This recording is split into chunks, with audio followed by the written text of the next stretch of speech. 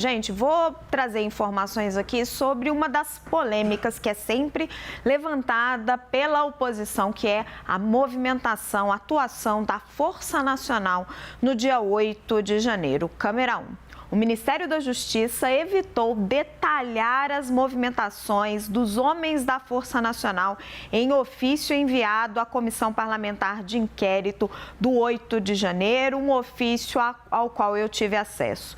Neste documento, vocês estão tendo aí, olhando aí na nossa tela, o Ministério da Justiça informa que tinha 296 homens da Força Nacional mobilizados no dia 8 de janeiro, 214 deles na esplanada e 82 em atividades de suporte e apoio.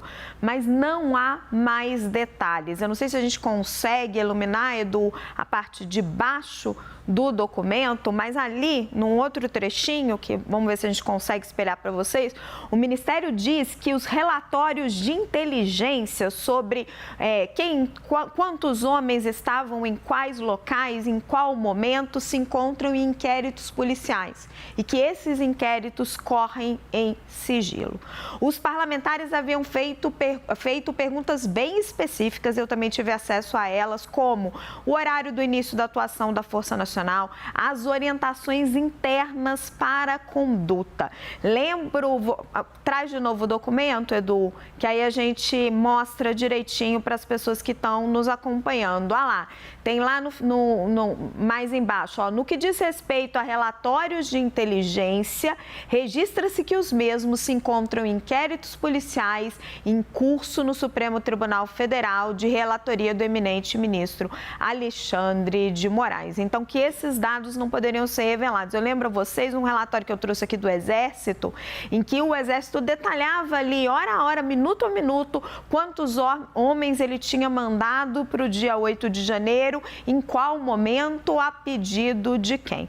Procurei o Ministério da Justiça para entender um pouco o que aconteceu no dia 8 de janeiro e o motivo da falta de detalhamento. O que o Ministério da Justiça me informou?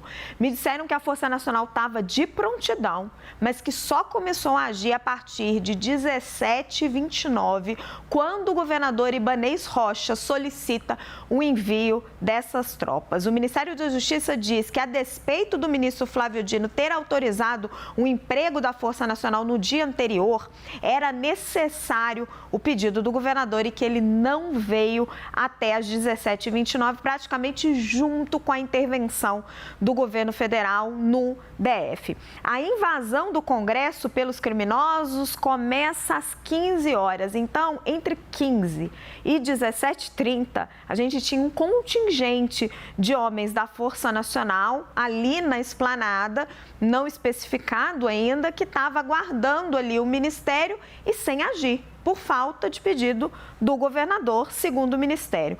Parlamentares da oposição, voltei nos parlamentares da oposição, eles contestam que essa solicitação de Ibanez seria realmente necessária. O Ministério sustenta que sim, que a Força Nacional não poderia agir sem o pedido do governador Ibanez Rocha. Vamos para a análise. Yuri Pita e Gustavo Uribe. Gustavo Uribe, essa é uma das grandes polêmicas envolvendo governo e oposição. Agora, o que mais me chama a atenção é a prática. Seja porque qual motivo, a gente tinha um monte de homens, eu não sei se a gente consegue trazer de novo o documento, Edu, porque eu esqueci o número, 200 e poucos homens da Força Nacional parados ali assistindo os criminosos quebrando os prédios dos três poderes. Não faz sentido nenhum, porque se o Ministério da Justiça fez aquele decreto uns dias antes que cabia à Força Nacional fazer a segurança da esplanada dos ministérios que estava fechada, cabia à Força Nacional atuar. Eles não tinham que esperar uma voz de comando. A partir do momento que você tinha entrada na esplanada dos ministérios, cabia à Força Nacional atuar.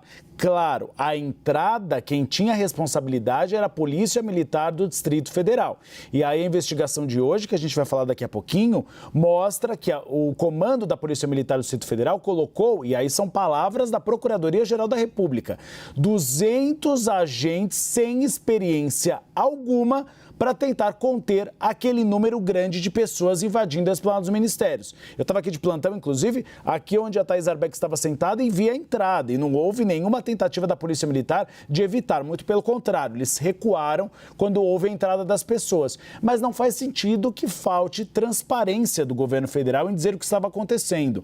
Na CPMI do 8 de janeiro, esse tema já foi abordado e integrantes da oposição disseram, eles estavam parados. A gente chegou a ver contingente da Força Nacional parado, sem fazer absolutamente nada. Então, resta agora, e a gente está dando essa oportunidade, para o Ministério da Justiça explicar o que aconteceu. Por que eles não atuaram? Por que Flávio Dino, o Ministério da Justiça, não deixou este contingente de plantão? E a partir do momento que teve a informação, porque Flávio Dino estava no Ministério da Justiça durante a invasão da esplanada dos ministérios. Por que ele não acionou a Guarda Nacional? Além disso, tem um outro ponto da Força Nacional.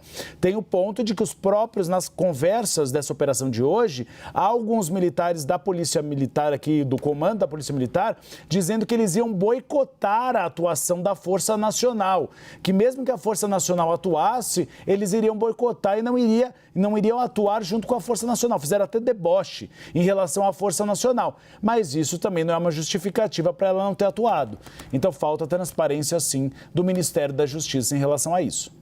Yuri, quero jogar essa provocação do Uribe para você. Falta transparência do Ministério da Justiça? O que eles argumentam faltava a ordem de Ibanez Rocha. Juridicamente, isso era necessário. Me enviaram os ofícios, um ofício do Flávio Dino autorizando o uso da Força Nacional e depois o ofício de Ibanez Rocha às 17h29, finalmente solicitando o emprego da tropa. Agora, volto a repetir, na prática, eram mais de 200 homens ali parados enquanto os criminosos quebravam o Congresso. Pois é, o Ministério da Justiça tem feito uso dessa alegação de que tudo está sob investigação, essas informações estão em inquéritos que estão sob responsabilidade do Supremo Tribunal Federal e que precisa dessa autorização para fazer o compartilhamento dessas informações. Tem sido isso, por exemplo, em relação às imagens. O que me ocorre aqui, o que eu tenho de informação por enquanto, é também, pegando na linha do que o Uribe traz em relação a esta operação de hoje, que a gente ainda vai detalhar, que envolve a cúpula da Polícia Militar do Distrito Federal e esses diálogos entre eles, e há um compartilhamento de uma notícia publicada pelo site do jornal O Globo na véspera, falando desta decisão do ministro Flávio Dino de que tinha disponibilizado, colocado ali, para usar o termo correto aqui, pegando a notícia, que ele havia autorizado o emprego da Força Nacional, considerando... Estou lendo aqui o que está no documento da Procuradoria-Geral da República, considerando elevado risco, etc. Mas que esses integrantes da cúpula da Polícia Militar do Distrito Federal diziam que não permitiriam a atuação da Força Nacional no território ali, em campo.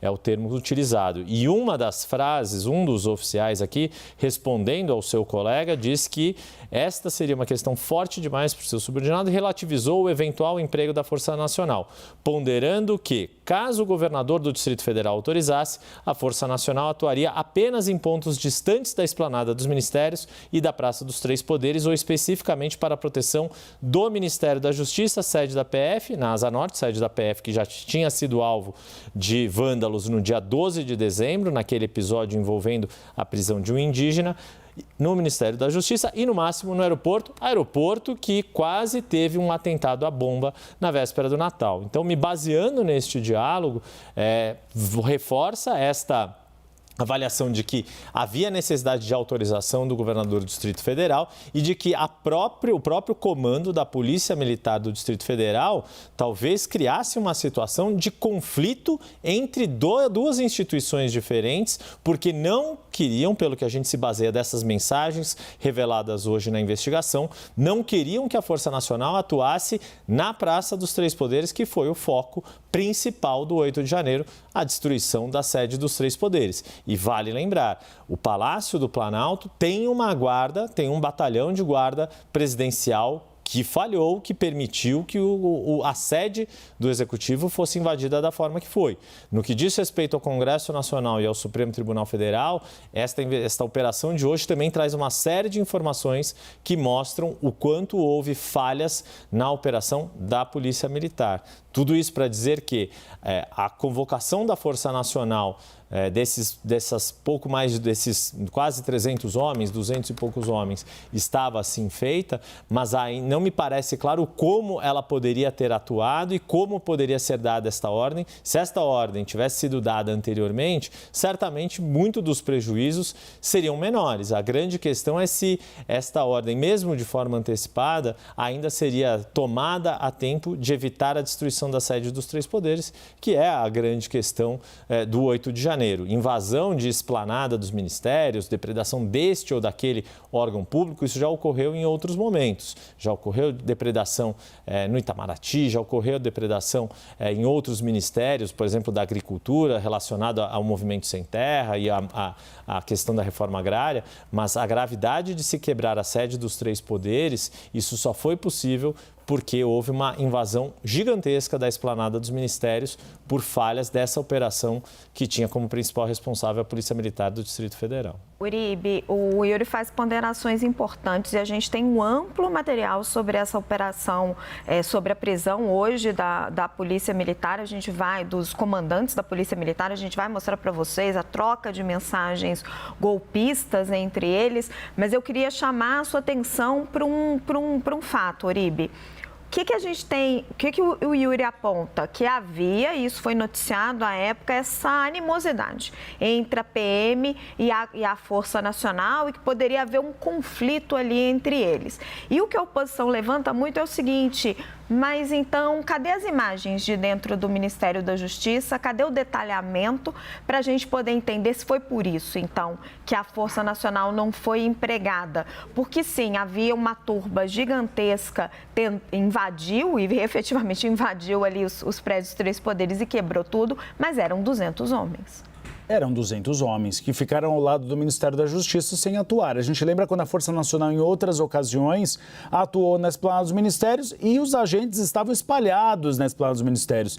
Teve um protesto, por exemplo, eu acho que era por aprovação da reforma trabalhista. Quando houve, por exemplo, o ex-presidente Michel Temer fez uma GLO rapidamente, garantia da lei da ordem, e a Força Nacional atuou para expulsar aqueles vândalos que estavam destruindo a esplanada. Nesse caso, ele autorizava o emprego, e o decreto é muito claro, ele autorizava o emprego da Força Nacional na esplanada dos ministérios. E aí eles não poderiam, por exemplo, evitar a entrada daqueles manifestantes na esplanada. E aí era uma obrigação da Polícia Militar do Distrito Federal, e a investigação de hoje mostrou. A Polícia Militar não foi omissa, muito pelo contrário, ela agiu de livre e espontânea vontade para que houvesse a invasão. Há relatos de conversas de comandantes da Polícia Militar induzindo, levando manifestantes para fazer o quebra-quebra. Agora a questão é por que não agiu, e aí essa ponderação do Yuri é perfeita.